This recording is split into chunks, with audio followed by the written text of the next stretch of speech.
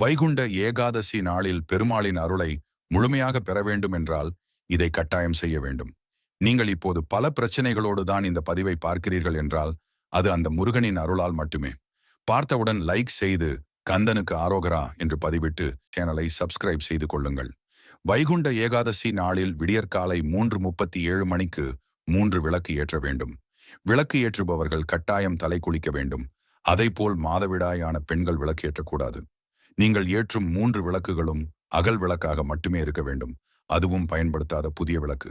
விளக்கில் நாமம் போட்டுக்கொண்டு ஒரு வெற்றிலையில் ஒரு நாமம் போட்டு அதில் 3 திசைகளை பார்த்தவாறு விளக்கை ஏற்ற வேண்டும். இந்த விளக்கை ஏற்றுவதால் உங்களின் கஷ்டங்கள் எதுவாக இருந்தாலும் அது கூடிய விரைவில் முடிந்து போகும். நீங்கள் வேண்டியதை அந்த பெருமாள் சொர்க்க வாசல் முடியும் முன்பே கொடுத்து விடுவார். அது எதுவாக இருந்தாலும் சரி. விளக்கை ஏற்றிய பின்பு இந்த மந்திரத்தை 27 முறை கூறுங்கள். ஓம் நமோ நாராயணாய வித்மஹே